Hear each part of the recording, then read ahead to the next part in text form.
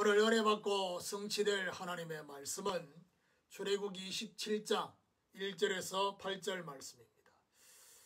출애굽기 27장 1절에서 8절 말씀. 너는 조각목으로 길이가 5규빗, 너비가 5규빗의 제단을 만들되 네모 반듯하게 하며 높이는 3규빗으로 하고 그 네 모퉁이 위에 뿔을 만들되 그 뿔이 그것에 이어지게 하고 그 제단을 놋으로 사고 재를 담는 통과 부삽과 대야와 고기 갈고리와 불 옮기는 그릇을 만들되 제단의 그릇을 다 놋으로 만들지며 제단을 위하여 놋으로 그물을 만들고 그 위 네 모퉁이에 놋고리 넷을 만들고 그물은 제단 주위 가장자리 아래 곧 제단 절반에 오르게 할지며 또 그 제단을 위하여 채를 만들되 조각목으로 만들고 놋으로 살찌며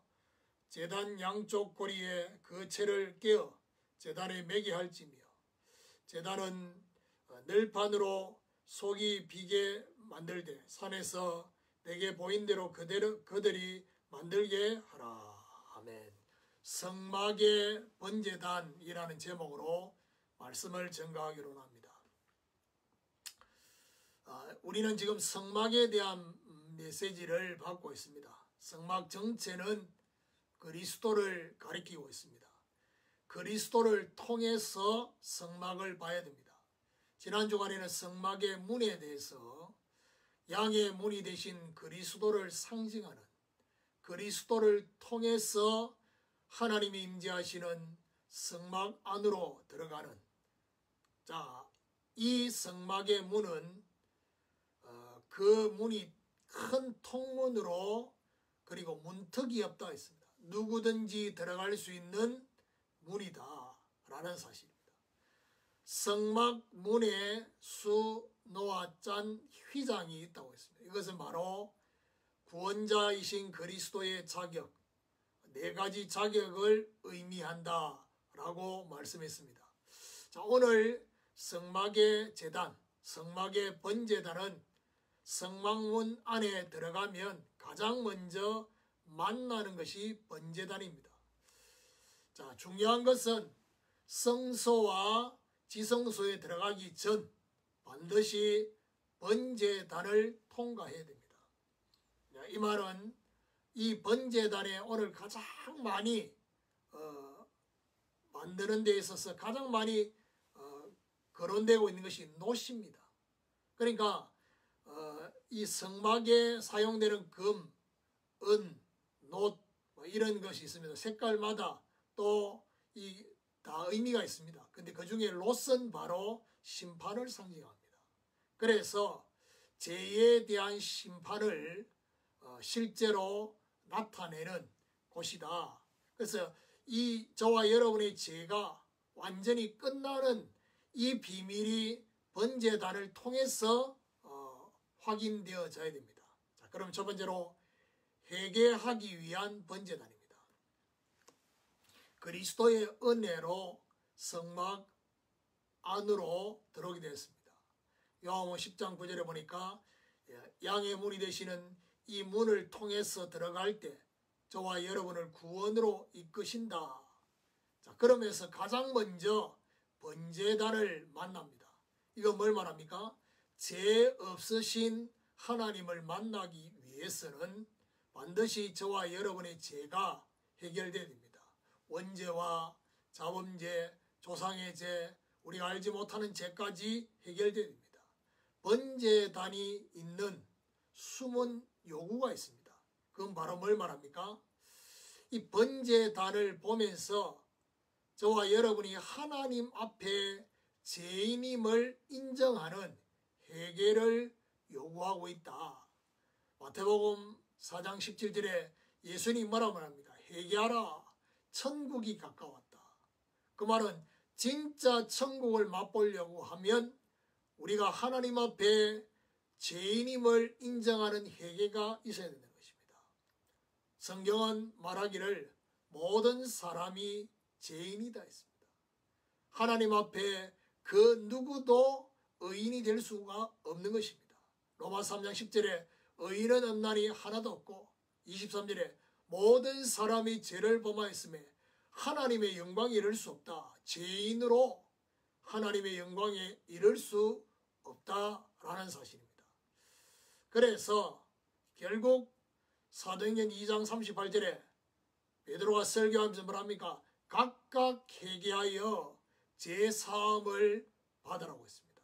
그 말은 무슨 말입니까? 하나님 앞에 저와 여러분이 오늘도 정말 보혈을 지나 하나님의 그 보좌 앞으로 보혈을 지나 아버지 품으로 누가복음 18장에 보니까 정말 세리의 기도와 정말 바리새인의 기도 중에 하나님은 세리의 기도를 받으셨습니다. 불쌍히 여겨달라고. 오늘 저와 여러분 하나님 앞에 나올 때는 죄인의 심령으로 그리스도의 은혜가 필요한 심령으로 나와서 하나님 앞에 긍휼을 구하고 은혜를 구하는 이것이 바로 번제단이 우리에게 요구하는 첫 번째 의미가 있습니다. 두 번째, 대속 제물이신 그리스도입니다. 자, 번제단에는 반드시 제물이 있습니다. 근데 그 제물이 어떤 제물이냐? 대신 속죄 제물이 되는 그 비밀이 있습니다. 인간 스스로는 자신의 죄를 해결할 수가 없습니다. 심지어 제사장까지도 마찬가지입니다. 그래서 로마서 6장 23절에 죄의 삭선 사망이라고 했습니다. 그래서 히브리서 9장 22절에 뭐라고 말합니까? 피 흘림이 없으면 죄를 사할 수 없다 했습니다. 피로써 정결하게 하고 피로써 죄를 사하게 되는 것입니다. 중요한 것은 구약의 양을 잡고 소를 잡고 그 짐승을 잡는 것은 임시 방편으로 사용된 피입니다. 짐승의 피는. 그러면 결국 소나 양을 잡아서 피를 흘리는 이것은 출애굽기 3장 18절에 희생제물의 의미가 있습니다. 자, 그런데 어떤 면에서 우리가 쉽게 사용하는 그 표현 중에 하나가 그리스도는 우리를 위하여 죽으셨다. 그 말의 의미는 희생을 당하셨다. 그런 의미도 되죠. 그런데 더 성경적인 의미는 우리를 위하여 돌아가신 것이 보다 더 근원적인 것은 우리를 대신하여 죽으신 것입니다. 그래서 이걸 보면 뭐냐? 그리스도의 대속제물이다. 마가복음 10장 45절에 인자가 온 것은 섬김을 받으려 온 것이 아니라 도리어 많은 사람을 위해서 대신 속죄 제물이 되는 그리스도께서 죄를 위해 대속물이 되셨다는 것입니다. 자, 그렇다면 예수 그리스도가 대속물이 된 이 중요한 사건, 이것을 히브리서 기자는 히브리서 9장 11절에 14절에 뭐랍니까? 단번에 영원한 속죄를 이루셨다. 염소와 송아지의 피로 하지 않고 자신의 피로 단번에 영원한 속죄를 이루셨다라고 말하고 있습니다. 번제단에서 두 번째 발견되어야 될 비밀이 바로 대속 제물이신 그리스도다라는 사실입니다. 세 번째입니다. 세 번째 번제단을 통해서 우리에게 전달하고자 하는 것이 바로 뭐냐? 그리스도를 통한 구원입니다. 자, 번제단을 만드는 규격이 나와 있습니다. 뭐라고 말하느냐? 정사각형의 번제단. 그래서 각각 세로 길이가 5규빗, 그야말로 2.8m 정도 되는, 높이는 1.36m 정도 되는 높이라고 합니다. 물론 좀 차이가 있지만은요. 네 기퉁이의 뿔을 만들라고 했습니다. 레위기 4장 18절에 보니까 이 뿔에 피를 바릅니다. 이거는 바로 뭐죠? 속죄와 구원의 능력을 상징합니다. 그래서 사무엘하 22장 3절에는 뭐라느냐? 하나님은 나의 구원의 뿔이 되신다.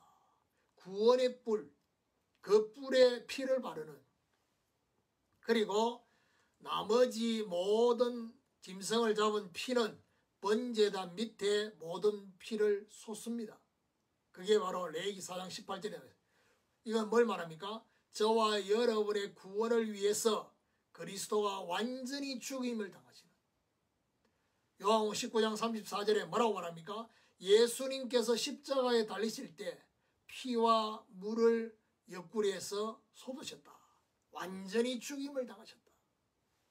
결국 이 번제단을 통해서 우리에게 말씀하시고자 하는 그 비밀이 뭡니까? 십자가의 도.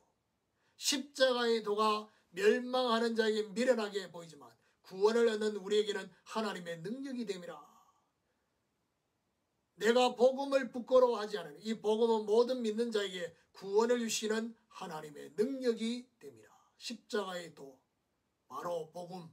이 복음은 바로 구원을 주시는 하나님의 능력이 되어진다라는 사실입니다.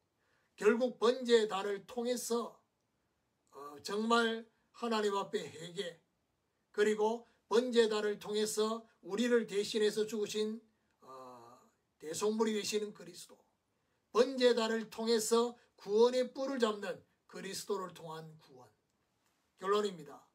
성막의 번제단을 적용해보면요, 저와 여러분이 언제든지 하나님 앞에 죄인임을 회개하는, 시편 기자 다윗이 시편 51편에 범죄하고 난 이후에 뭐라느냐, 죄악 중에 잉태되고 죄악 중에 출생했기 때문에 내가 하나님 앞에 범죄하였나이다.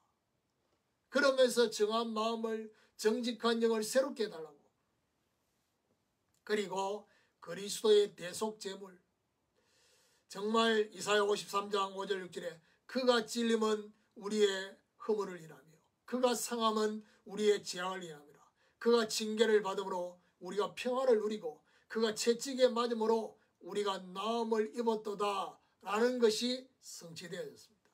그리고 이 중요한 번제단을 주셔서 구원하시는 십자가 복음, 정말 복음으로 저와 여러분이 이제는 의인이 되는 하나님의 의가 저와 여러분에게 나타나는 것입니다.